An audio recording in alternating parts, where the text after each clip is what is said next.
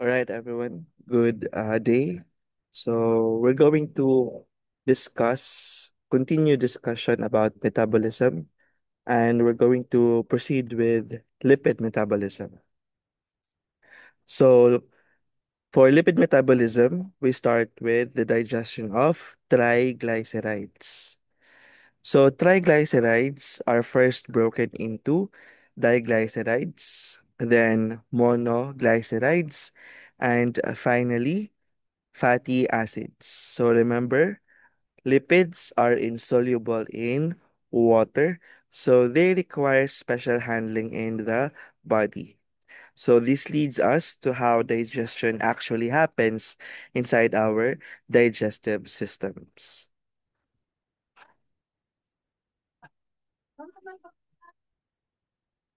So digestion begins in the mouth with the enzyme lingual lipase.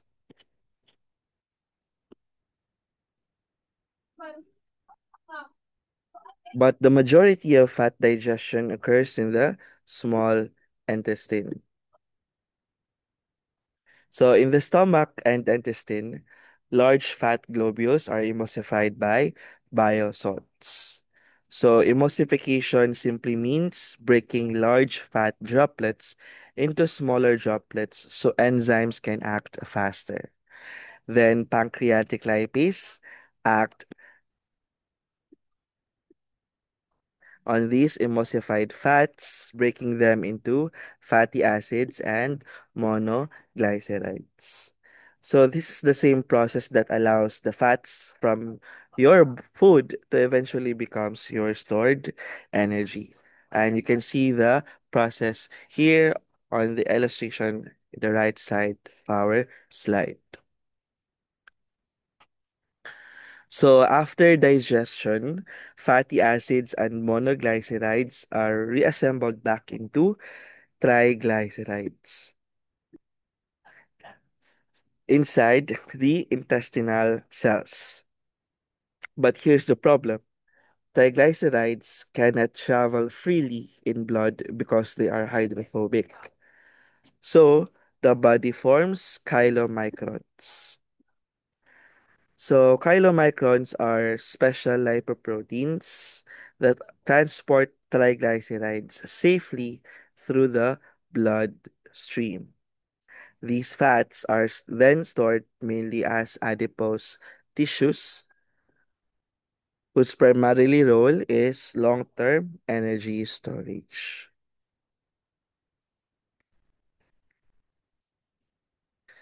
So when the body needs energy, such as during fasting or starvation or intense exercise, it activates what we call lipolysis or the breakdown of fats. So first in the catabolism is called activation. So the fatty acids undergo activation so they can enter the mitochondrial matrix where, of course, energy production occurs. So this process is known as beta oxidation.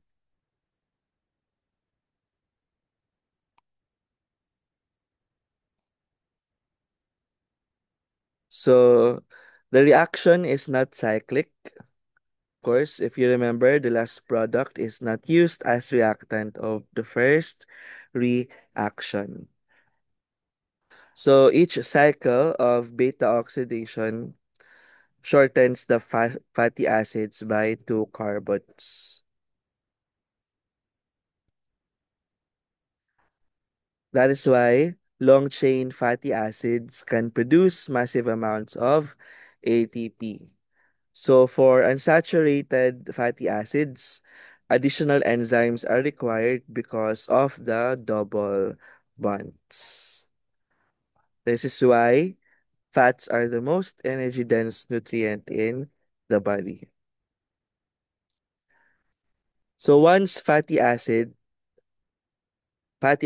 are converted into acetyl coenzyme A, then they directly enter the Krebs cycle, just like carbohydrates. So this means that fat metabolism and carbohydrate metabolism intersect at the Krebs cycle. And since we have already discussed Krebs cycle, then we're not going to repeat. But the process is the same with how carbohydrates are metabolized. Okay? So mayroong 8 steps with those enzymes needed.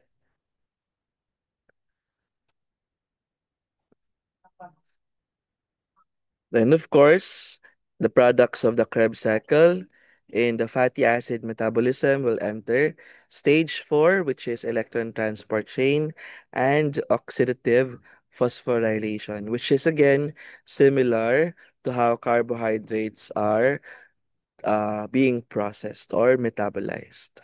Okay?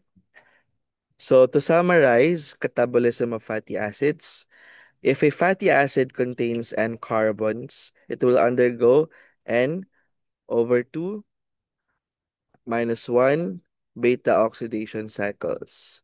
So for every number, just translate the letter N and use the number that you have. For example, if we have 8 carbon Fa, then there are 3 cycles, then you do the math. So for example, um, if there's a 14 carbon fatty acid, it can produce a total of 112 ATP. So, ganyan kalaki ang energy yield ng isang fatty acid. This is why the body saves fats for long-term energy demands. Now, this part is clinically very important, which is what we call as ketogenesis.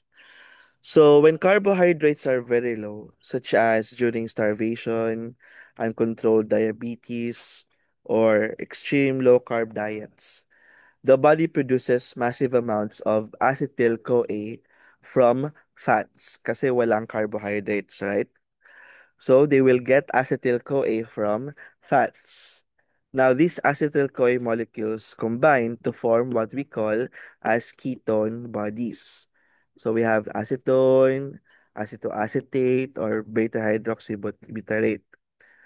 So in cases of, for example, starvation, when ketone bodies becomes too high, yeah, when they becomes too high, they release a lot of H3O ions.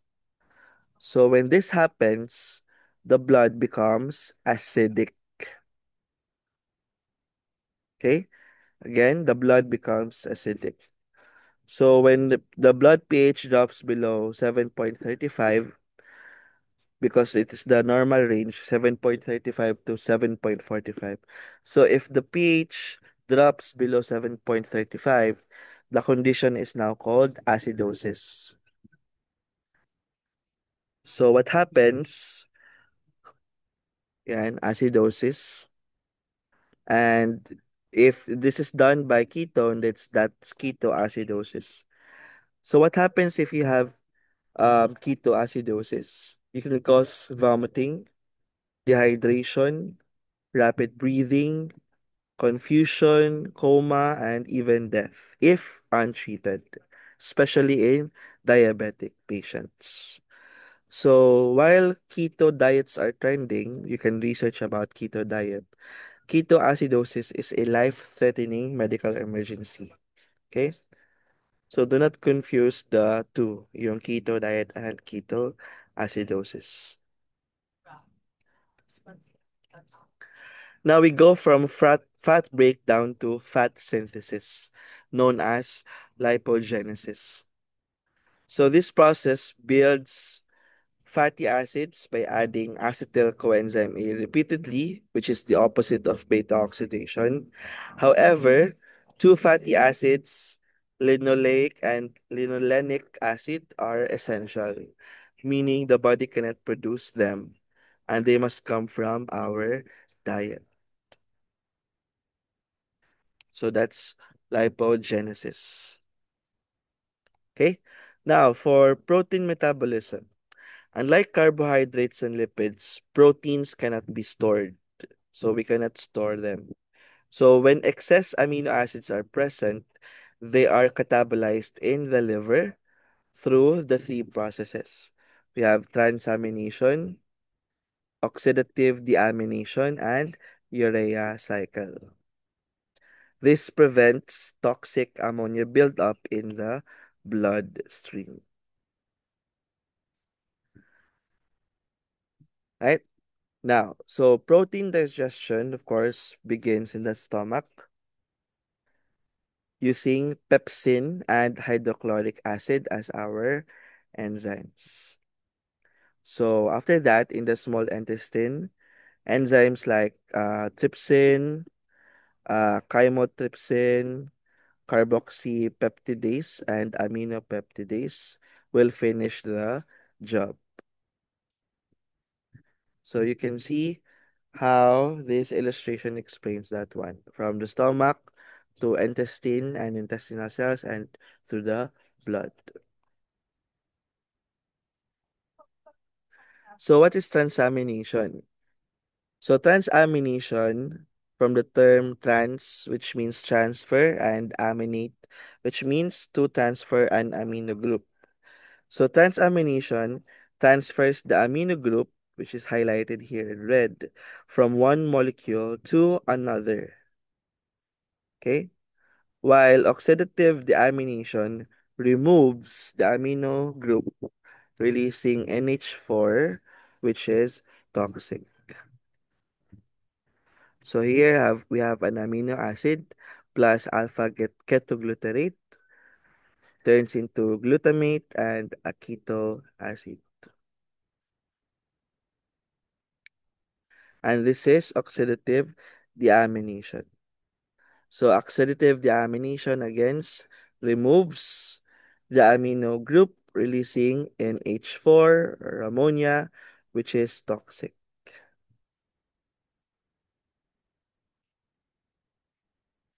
So after the transformation, amino acids can be converted into glucose, ketone bodies, or they undergo the citric acid cycle or the Krebs cycle. So yan yung kanilang tatlong possible pathways.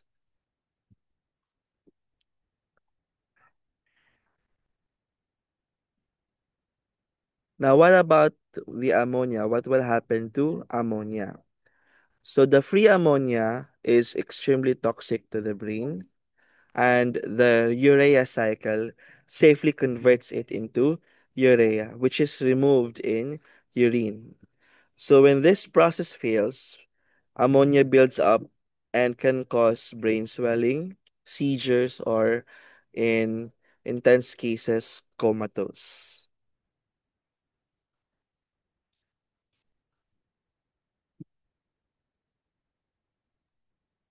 All right? So to summarize what we have discussed, catabolism breaks down molecules to release energy, while anabolism builds molecules for growth and storage. Every pathway we discussed today protects one thing: life itself through energy balance.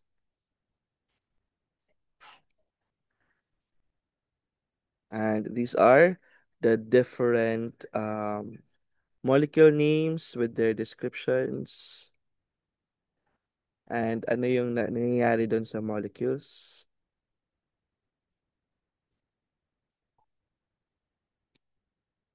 And here are other anabolism processes summarized.